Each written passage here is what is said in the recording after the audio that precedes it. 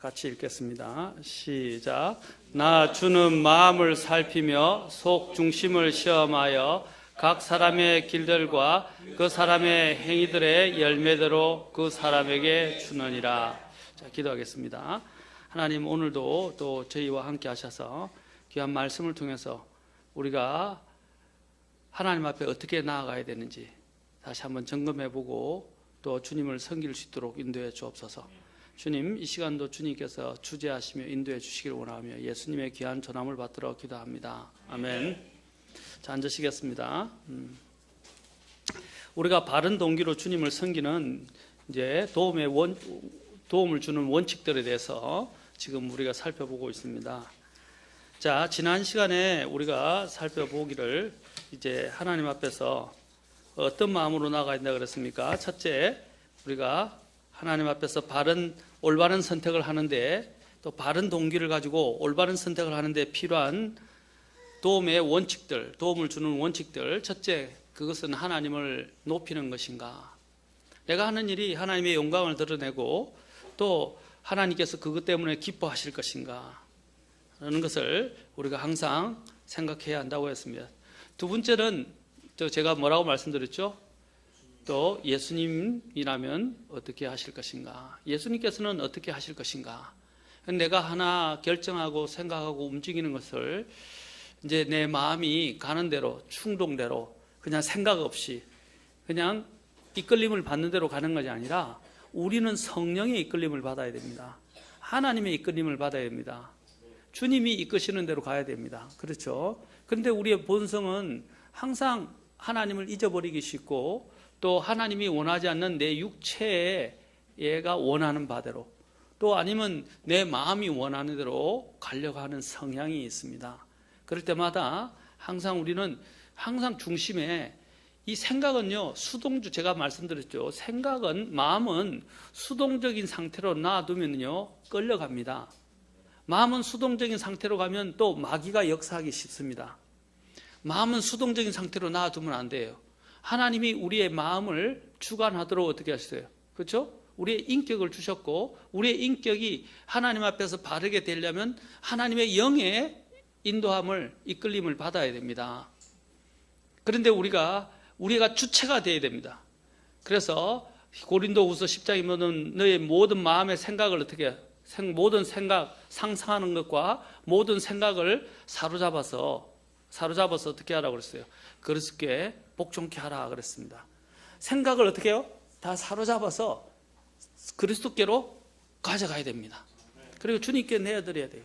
그리고 나는 주님의 생각에 이끌림을 받아서 인도됨을 받아야 됩니다. 자, 인도를 받아야 됩니다. 거기서 예수님께서는 이제 어떻게 하실 것인가 라는 생각이 바로 그것을 만들어줍니다. 주님이라면, 그러면 주님이 어떻게 하시는지 알려면 어떻게 해요? 우리가 성경을 공부할 수밖에 없어요. 성경을 읽는 이유가 뭡니까? 그곳에 하나님의 뜻이 다 들어있다고요. 또 예수님께서 어떻게 하셨는지, 그렇죠? 또 그 안에는 나와 있고, 또 예수님이 성령을 통해서 우리에게 하나님의 뜻을, 그렇죠? 보여주고, 또 그 안에서 우리가 깨닫고 그게 이끌림을 받으면서 나아갈 수 있다는 것입니다. 세 번째로 오늘 이제 저희들이 다루게 될 내용은 이제 내 마음이 순수한가 하는 것입니다. 순수한가. 마음의 순수함. 자, 우리는 이 순수함은 우리가 삶을 살아가는 데 있어서 굉장히 중요합니다. 마음이 삐뚤어지거나 불결한 마음이 있으면 항상 우리는 하나님이 기뻐하시는 것들을 이루어낼 수가 없습니다. 주님께서 마음이 순수한 자들이 뭐 한다고 그랬어요? 하나님을 볼 것이다 라고 말씀하셨습니다. 마음이 순수한 자가 하나님을 볼 것이다. 자, 이 순수함은 아주 중요합니다. 많은 사람들이 하나님을 믿는다고 하면서 교회만 가고 이름 뿌린 크리스찬으로 살아가고 아무 의미 없이 그냥 살아가는 경우가 많습니다. 잠언 15장 26절에 보면 사악한 자들의 생각들은 주께 가정한 것이나 순수한 자들의 말은 제가 오늘 프린트가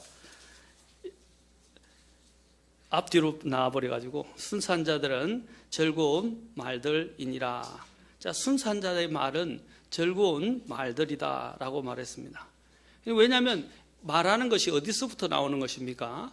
마음에서부터 비롯되기 때문입니다.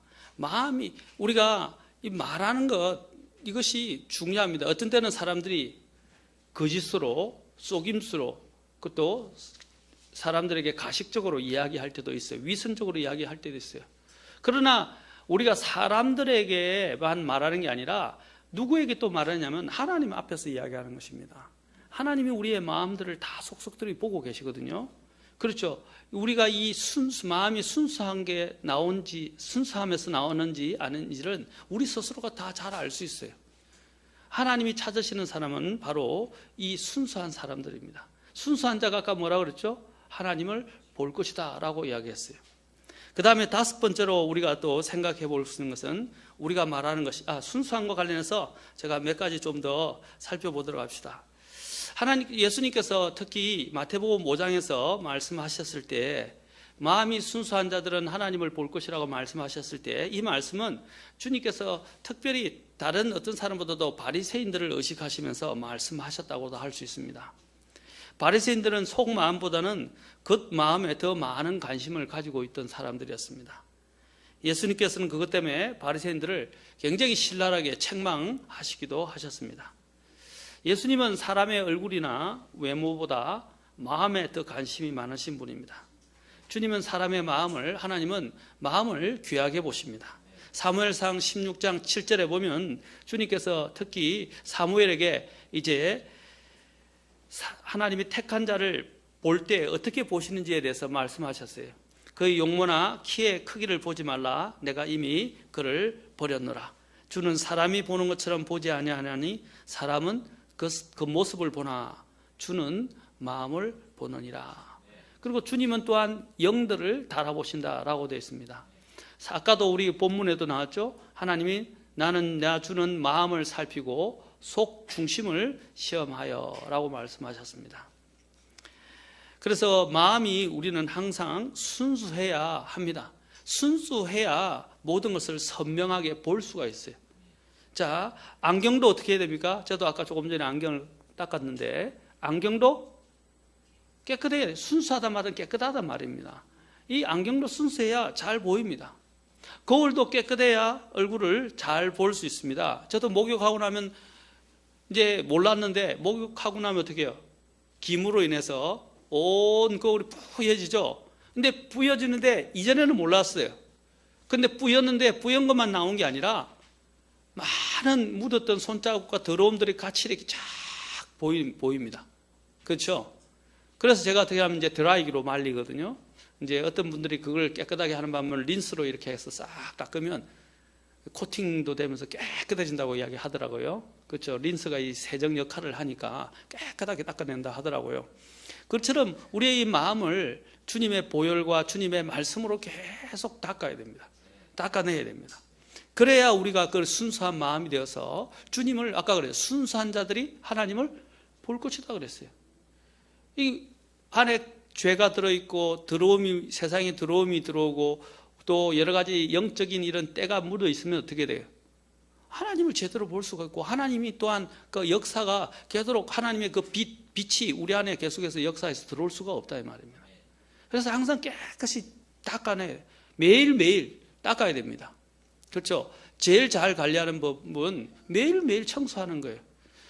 제가 이제 한 가지 재밌는 이야기지만 우리 집사님 얼마나 깔끔하신지 특히 클라리넷 보면 클라리넷도 그렇게 좋은 거 아닌데 반짝반짝해요. 이제는 맨날 닦고 갈아가지고 물로 씻고 닦고 갈아가지고 그냥 우리가 갖고 있는 이런 악기보다도 더 번쩍번쩍해요. 새 것보다 더 번쩍번쩍해요. 놀래요. 볼 때마다 놀래요. 그렇죠? 그러니까 아주 값비싸 보이고 좋아 보이죠. 그렇죠? 맞습니까? 그게 관리하는 거예요. 원래 악기는 관리를 잘해야 돼요. 총기도 있죠. 총기. 예. 총기라 그럽니다. 총기. 총이라고 그러지 않고 군대에서는 총기 관리라 그럽니다. 네, 이 총 같은 경우도 이제 군대에서는요 수입을 한다 그러거든요. 수입이 뭐냐면 계속 닦는다는 거예요. 기름칠하고 닦고 조이고 그렇죠. 그래서 기름칠하게 되면 이 총기를 제대로 관리하지 않으면 점호 시간에 어떻게 되냐면요 나중에 굉장한 큰 얼차리를 받습니다. 그리고 잠도 못 자게 만듭니다. 그 다 닦을 때까지. 그래서 엄청난 불이익을 당하게 돼요. 점호 시간에 꼭 점검을 하거든요. 그렇죠. 임의적으로 검사를 한다 이 말입니다. 그러니까 누가 걸릴지 모르겠대 항상 총기 수입을 깨끗하게 해야 돼요. 그리고 총기를 제대로 안 하면 전쟁터에 나가서 어떻게 됩니까? 총알이 제대로 안 나가게 돼요. 그러면 죽는 거예요. 그럼 굉장한 위험에 빠진다 이 말입니다. 우리도 마찬가지로 매일매일 마음을 닦아야 됩니다. 매일 마음이 순수해지도록 주님의 말씀으로 또 주님 앞에서 기도하면서 우리의 마음들을 영적으로 또 주님의 능력으로 관리를 계속 해야 돼요. 그래서 마음이 순수해져야 아까 뭐라고 그랬어요? 하나님을 본다 그래요. 하나님과의 관계가 더 하나님의 빛이 더 많이 들어오게 되고 하나님의 관계가 깊어지게 되는 것입니다. 요즘 우리는 환경 오염을 심각하게 생각합니다. 공기 오염에 대해서 물 오염에 대해서 또 이런 것들을 막으려고 온갖 노력을 다하고 그저 지구를 살리자, 뭐 자연을 살리자, 우리 후진들을 위해서 지구를 보존하자 이렇게 하는데 여러분 주님 오시기 전까지는 이 지구는 보존 안 돼요. 이건 인간들이 사악하고 타락했기 때문에 인간들이 이기적이고 또 자기 중심적이기 때문에 그런 거 신경 안 쓴다고요. 그것은 이 세계를 하나로 만들려고 하는 사람들이 만들어내는 하나의 표에 불과해요.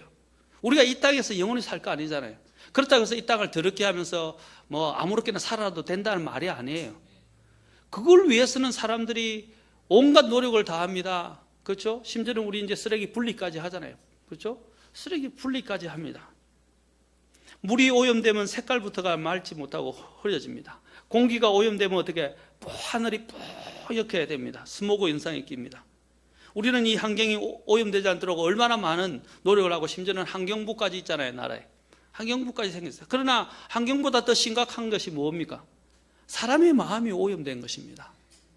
사람의 마음이 더러워진 거예요. 왜 사람들은 자신들의 마음이 오염되고 더러워진 것은 생각하지 않느냐는 것입니다. 우리 그리스도인들의 문제도 마찬가지예요. 이것이 문제가 저것이 문제다 저 사람이 문제다 이게 사실은 문제가 뭐 마음의 문제라 말이에요. 마음이 더럽혀지고 오염됐다는 것입니다. 구약에 우리가 잘 알듯이 이 마음에 대한 오염의 문제가 언제부터 시작됐습니까? 바로 창세기 물론 인간이 타락하면서부터 시작됐지만 본격적으로 하나님이 특별히 후회하신 때가 있었어요. 그게 창세기 6장에 잘 나와 있지 않습니까? 창세기 6장 5절로 가서 한번 봅시다.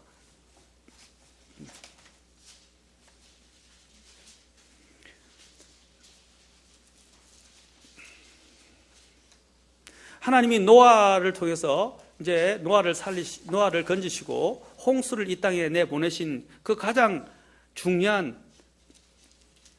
원인이 되었던 내용이 바로 5절에 있습니다. 자, 같이 보시죠. 6장 5절. 자, 같이 읽겠습니다. 시작. 하나님께서 사람의 사악함이 땅에서 크고 또 그의 마음에서 생각하여 상상하는 모든 것이 항상 악할 뿐임을 보시고, 그래서 주님께서 땅에서 사람을 만드신 것은 슬퍼하시고 마음에 근심하시고, 그렇죠? 근심하셨다라고 말하고 있어요. 슬퍼하시고 근심하셨다. 뭐 때문에 그렇습니까? 사람의 마음이, 그렇죠? 마음이 생각하여 상상하는 모든 것이 악하다. 마음이 더러워졌다는 거죠. 우리가 왜 거듭나야 됩니까? 우리 옛 본성에는 이런 순수한, 그렇죠? 깨끗한 마음이 없기 때문에 이것을 깨끗하게 해주는 것은 주님의 그 보혈과, 그렇죠? 거듭나야만이 이 문제가 해결되는 거예요. 양심이 청결해지는 거예요.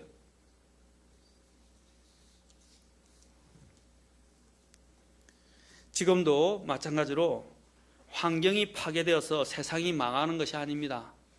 사람들이 오늘 지금 유엔에서 지금 하고 있는 게 뭡니까? 유엔에서 하기는 뭐예요? 기후 대책, 그렇죠? 요즘 새로운 논제를 만들어냈어요. 그것을 주도하는 것이 누구냐? 오바마예요. 오바마 대통령이었어요. 그걸 왜 주도하는지 아십니까? 사람들의 마음을 자꾸 딴 데로 돌리면서 다른 방법으로 규제를 만들어서 사람을 통제하려고 하는 겁니다.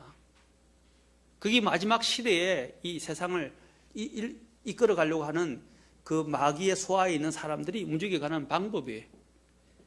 여러분, 그것을 통해서 이 지구가 정화되어지고 깨끗해지고 보존이 되어집니까? 아닙니다. 세상이 망하게 된 것은 환경 오염 때문이 아니에요. 그 사람의 마음이 오염되었기 때문에 하나님이 이 세상을 심판하시는 거예요. 사람이 타락했기 때문에 이 세상이 저주를 받게 된 것입니다. 사람의 마음들이 오염되어서 사람들이 타락하기 때문에 이 세상이 점점 더 악해지고 더러워지는 겁니다. 사람들이 근본 원인을 찾지 않고 자꾸 다른 데서 원인을 찾으려고 그래요. 주님도 마찬가지예요. 밖에 있는 것이 나를 더럽게 하는, 똥을 만지는 것이 나를 더럽게 만드는 겁니까? 아닙니다. 내 마음에 상상하는 것이, 내 마음에 있는 생각하는 것이 나를 더럽게 만드는 거예요. 하나님이 보시는 것은 내가 똥 묻었냐 그걸 보는 게 아니라 마음에 똥이 묻었냐 하는 것입니다. 제가 이제 직설적인지 모르겠지만 더러움이 그게 있다는 것입니다. 그런데 이 마음의 더러움을 씻어내지 않고 자꾸 겉에 있는 아무런 유익이 되지 못하는 것에 대한 사람들이 집착을 갖고 자꾸 그것으로 몰두하도록 이 세상은 자꾸 조장하고 있다는 것입니다. 우리가 근본적인 문제를 봐야 돼요. 이런 세상의 변혁을 꿈꾸는 사람들은 위험한 사람들이에요. 기독교 가운데서도 여러분 전천년, 후천년, 무천년이 있어요. 이제 크게는 두 개로 전천년, 후천년으로 나눌 수 있어요. 전천년주의는 뭐냐면 예수님이 재림을 하셔야 천년왕국이 도래한다는 거예요. 예수님 재림 없이는 의와 평화의 시대가 도래하지 않는다는 거예요. 그러나 이 후천년은 뭐냐면 예수님이 재림하시기 전에도 어떻게 재림하시지 않기 전에 우리가 하나님의 왕국이 우리에게 임했고, 그렇죠? 또 우리가 하나님의 이 능력을 갖고 있기 때문에 복음을 전해서 이 세상을 어떻게 해요? 점점 변혁시켜서 바꾸겠다는 거예요. 그래서 이 세상을 바꾸면 어떻게 하냐면 이 세상이 결국 의와 평화의 시대가 도래하게 되고 그것의 마지막 때가 되면 그때 예수님이 오신다는 거예요. 그건 잘못된 거예요. 인간이 어떻게 이 세상을 변혁시킬 수 있습니까? 변혁시킬 수 없어요. 주님이 오셔야 가능한 겁니다. 우리는 그래서 주님이 오심을 기다리는 겁니다. 여러분 그 철학에 속지 마세요. 오늘날 많은 사람들이 이 사회주의 이 운동에 나아가는 사람들이 바로 그런 생각을 갖고 있기 때문에 왜 침례 교도들은 정치와 종교의 분리를 믿습니까? 그러나 후천년주의적인 발상을 가진 사람들은 어떻게 하냐면 바로 오늘 여기에 정치계의 인 무엇이기라는 목사님이 그렇죠? 지금 정치계의 무슨 위원장이니 얼마나 부끄러운지 하나님 앞에 지금 책망받을 일이에요. 우리는 정치를 하도록 부르심을 받지 않았어요. 목양하라는 목양은 안 하고 왜 정치에 들어가 있는 거예요? 그렇지 않습니까? 목사라는 타이틀 떼야 돼요. 목사는 목회하는 사람이에요. 그리고 하나님의 의를 가르치고 하나님의 의를 기다리는 사람이에요. 그런데 이 땅에서 정치를 개혁해 보겠다고 그렇게 그 자리에 나가고 그게 얼마나 위험한 생각입니까? 그게 후천년주의 발상에서 나온 거예요.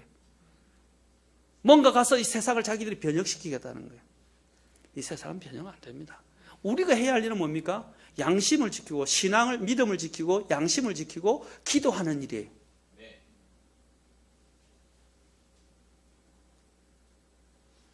그냥 정치가로 크리스찬들이 나가는 것까지 말기지는 않겠지만 목사라는 사람이 어떻게 나가냐. 저는 부끄러워서 얼굴을 들 수가 없어요. 목사라는 사람들이 사람들을 동원해가지고 정치 태극기 집회에 나가서 다 선동을 하고 나가고 지금 신문에 크게 났어요. 순복음교회에서 수십만 명가 참여하는데 대동을 해가 버스까지 대절해가지고 교회 차까지 대절해서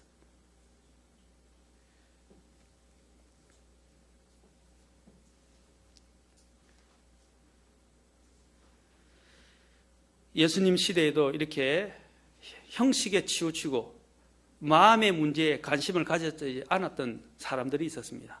그 대표적인 지도자들이 누굽니까? 바리새인들과 서기관들이었습니다. 예수님께서는 하나님을 보기 위해서 머리가 맑아져야 된다고 말씀하시지 않습니다. 마음이 청결해야 된다고 말씀하십니다. 마음이 순수해야 된다고 말씀하십니다. 교리에 대한 지적 이해가 믿음의 전부는 아닙니다. 머리로 주님을 알고 머리로 주님을 보는 게 아니에요. 우리는 믿음으로 봅니다. 믿음의 자리가 어디입니까? 마음의 자리입니다. 마음으로 주님을 보는 것입니다. 우리가 믿음 생활할 때 올바른 지성도 필요해요. 그러나 올바른 지성만 가지고 변화될 수 있는 게 아니에요. 마음으로부터 오는 순종이 필요합니다. 그래서 성경이 이야기할 순종을 이야기할 때 뭐라고 그럽니까? 마음으로부터 순종하여 라는 말이 나옵니다. 마음으로부터 순종. 그 마음이 순수해야 돼요. 마음이 올바라야 된다는 것입니다. 그 마음으로부터 순종해야 하는 것입니다. 그래서 주님께서는 하나님을 사랑할 때 머리로 사랑하라 그랬어요? 아닙니다. 내 지성을 다하고 어떻게 해요? 내 생각을 다하고 내 마음을 다하여 하나님을 사랑하라 그랬어요. 그리고 내 생명을 다하여 하나님을 사랑하라 그랬어요. 그리고 내가 준 말씀을 머리에 새기라고 그랬어요? 마음에 새기라고 그랬어요. 마음에. 신명기 6장 6절에서 특히 마음에 새기라고 그랬어요. 잠언도 3장에서도 어떻게 해요? 마음판에 새기라고 그랬어요. 머리에 새기라고 하지 않았어요. 마음의 문제예요. 오늘날 우리의 신앙생활의 가장 큰 문제의 위기가 어디서 오는 겁니까? 머리로 하나님을 섬기는 거예요. 머리로. 다 안다는 거예요. 특히 여기에 오랫동안 우리 어린이들 제가 책망하려는 게 아니에요. 어릴 때부터 교회 다니는 애들은 가장 위험성이 뭔지입니까? 오랫동안 신앙생활 했던 사람들의 가장 큰 위험성이 뭔지 아십니까? 다성해졌는 거예요. 다성해졌는데 뭐냐면 그냥 앉아서 다 안다는 거예요. 목사님 설교, 전에도 들었던 것. 뭐 이거 하면 저거 다 아는 것들. 그런데 다 아니까 재미가 없고 지루하고 몸이 뒤틀리고 그렇죠? 다 안다고 생각하니까 그 다음에 또 이제 아니까 오는 거예요. 고개가 탁 눈 감고 아멘 하는 거예요. 왜? 안다고 생각해야 돼. 그 교만이에요. 교만한 마음이 있어요. 그게 신앙의 위기의 시작입니다. 신앙의 타락의 시작이란 말이에요. 교회를 오래 다니다 이제 주일학기 때부터 다닌 그것이 중요하지 않아요. 매일매일 말씀을 어린아이처럼 어떤 말씀이든 주님이 주시는 대로 마음으로 받아들이고 그 마음으로 내가 다시 깨달아 알고 또 그 마음으로부터 순종하려는 마음을 가지고 말씀을 들어야 돼요. 말씀을 즐기는 자가 되지 마세요. 많은 사람들이 말씀을 즐기러 옵니다. 말씀을 즐기러 오는 게 아니에요. 말씀을 듣고 청종하고 순종하기 위해서 오는 거예요. 오늘 대형교회 가 사람들이 지적인 사람들이 대형교회 많이 가는데요. 거기 가면 어떻게 합니까? 뭐 지적인 그런 말씀 듣고 지적인 것을 찾느라. 그리고 요즘 대형교회 가려면 목사님들이 학벌이 좋아야 돼요. 학벌이 좋아야 돼요. 요즘 왜 목사님들이 학벌을 요구하는지 아십니까? 학벌이 없으면 목사님 취급 안 해요. 어때 베드로가 학벌이 좋았나요? 학벌 좋았어요? 학벌 좋은 사람은 한 사람 있었어요. 사도 바울. 그러나 그는 세상의 모든 지식도 다 배설물처럼 여겼어요. 주님의 그 제자였던 사람들과 주님의 또한 동생 야고보 같은 경우도 교회 지도자로 예루살렘 교회 지도자였었지만 야고보 같은 사람도 똑똑한 사람은 아니었어요. 목수의 아들로서 자라났어요. 다.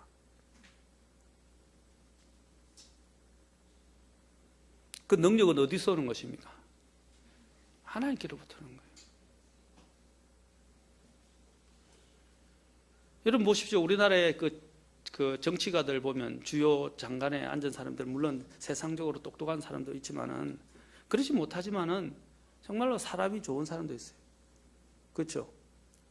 똑똑하지 못한 사람도 있을 수 있어요.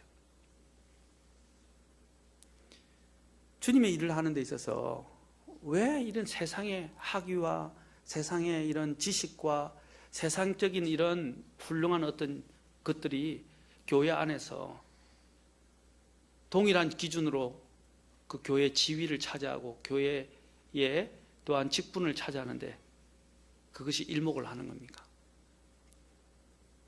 친내 성도들은 달라요. 오늘날 요즘은 이 전도사나 목사들을 찍어내잖아요. 시험 치고 찍어내잖아요. 원래 이 성경적인 원리를 보면 성경 안에서 제일 중요한 게 뭡니까? 디모데전서 3장이 나오잖아요. 디도서도 1장이 나오잖아요. 먼저 소명과 함께 가르칠 수 있는 능력과 그렇죠? 간정 세 가지예요. 그래서 우리 여기 보면 성서침례기에서도 옛날 동침례기도 마찬가지입니다. 성서침례기도 동침례기에서도 보면 목사님들이 대학 안 나오신 분들도 계세요. 신학교만 바로 와서 신학교도 제대로 와도 다 안 나오신 분도 계세요. 하나님이 부르시는 거예요. 그렇죠? 우리가 보면 장관 형편없다고 생각하는데 누가 불러서 세웠습니까? 대통령이 그냥 임명해 세운 거 아닙니까? 지금 그렇죠? 청문회 거쳐서 임명됩니다. 제일 청문회 거칠 때 학벌을 가지고 이야기하는 거 봤어요? 아니죠. 도덕적 청렴성을 주로 많이 따집니다. 그 사람이 그 지위에 적합할 때 이 세상을 살아올 때 어느 정도의 어떤 그런 청렴성이 있는지, 그렇죠? 또 도덕적 결함이나 또 이런 비리가 있었는지 그런 것들을 다 살펴보고 불법성이 있었는지. 마찬가지입니다. 하나님이 일을 할 때도 어떤 일은 대단한 어떤 능력과 지식과 재능을 가지고 하는 게 아니라 마음에서부터 시작합니다. 하나님이 찾으시는 사람은 그거예요. 마음이 순수한 사람. 그 다음에 순수함 가운데서 신실한 사람. 그렇죠? 자, 예수님은 인간의 모든 지적이고 감성적이고 의지적인 행동을 낳는 근원이 마음의 순수함에서 온다고 말씀하셨습니다. 온갖 들어온 것이 마음에서 나오기 때문에 주님께서 그렇게 말씀하신 것입니다. 이제 우리가 더 살펴볼 것은 이제 내가 말하는 것이 적절한가 하는 것입니다. 적절한가. 제가 늘 이야기하죠. 우리 그리스도인들은 내 유익을 구하지 않습니다. 그것이 신앙의 또한 믿음에 그리고 양심에 위배되는 일이 아니라면 어떻게 해야 되겠어요? 양보하라 이 말입니다. 다른 사람을 위해서 희생하라는 것입니다. 그렇죠? 그것이 성경적인 거예요. 그리고 그것이 성경이 가르치는 것입니다. 고린도전서 6장 12절에서 이렇게 이야기합니다. 사도 바울이 두 번이나 이렇게 이야기하는데 고린도전서 6장 12절에서 모든 것이 내게 적법하나 모든 것이 적절하지는 아니하며 모든 것이 나를 위해 적법하나 합법적이다 이 말입니다. 내가 할 권리가 있다 이 말입니다. 예? 권리가 있지만 내가 어떤 권능 아래도 놓이지 아니하리라.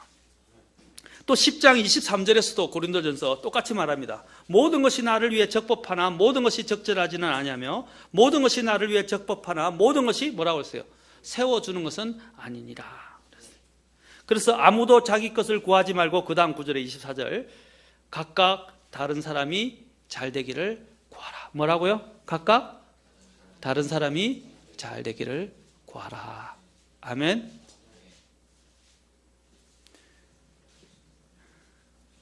그래서 내가 하는 것이 적절한 것인가? 그것이 세워주는 것인가? 그렇죠? 아니면 다른 사람을 걸려 넘어지게 하는 걸림돌인가를 생각해야 돼요. 내가 말하는 것, 내가 행동하는 것, 그렇죠? 그것이 다른 사람을 걸려 넘어지게 하고 오히려 그것을 또 걸림돌이 되는지를 생각해보고 다른 사람을 세워주기 위해서 일하는 것입니다. 아까도 얘기했죠. 아무것도 자기 것을 구하지 말고 다른 사람이 잘 되기를 구하라. 기독교는 희생하는 것이 희생. 또 고린도전서 8장 9절에 보면 오직 너의 이 자유가 약한 자들에게 결코 걸림돌이 되지 않도록 조심하라. 너의 이 자유가 약한 자들에게 결코 걸림돌이 되지 않도록 조심하라 그랬습니다. 그 다음에 7번째로 나는 그것에 대해서 불안하지 않는 마음으로 주 하나님께 담대하게 나아갈 수 있는가? 내가 불안하지 않는 마음으로 주 하나님께 담대하게 나아갈 수 있는가? 여러분이 마음이 불안하면요, 그건 뭐예요? 그건 하나님이 주시는 거예요. 하나님은 우리 안에서 두려움을 내어 쫓으세요. 제가 이제 여러분들이 더 이해하기 쉽게 간단한 예화만 하나 짧게 드리겠습니다. 이전에 한 청년이 있었는데, 그 청년이 저 자매가 내 결혼 신부감이라 생각해서 기도를 막 하는 거예요. 그래서 저하고 상담도 했어요. 상담도 하고 목사님 저 신부감. 그런데 그 사람이 내 사람이 될지 안 될지 늘 불안해하고 초조하는 거예요. 저 사람이 다른 사람한테 마음을 줄까? 또 다른 선대로 마음이 돌아갈까? 막 불안해하는 거예요. 그럼 제가 뭐라는 줄 아십니까? 그 사람, 그 자매가 하나님이 형제에게 준 사람이라면, 배우자라면 하나님이 주실 것이다.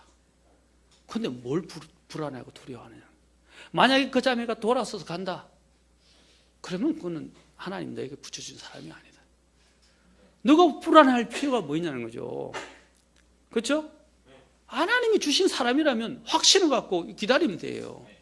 그럼 하나님 주실 거라는 것입니다. 만약에 하나님이 그 사람이 다른 데로 간다 그러면 그건 하나님 나에게 주신 사람이 아니에요. 근데 왜 그 사람이 돌아설까, 마음을 돌릴까, 그런 것 때문에 초조하면서 기도하냐는 거죠. 그래 불안하고 안달하고 막 걱정하고 잠도 못 이루고 그냥.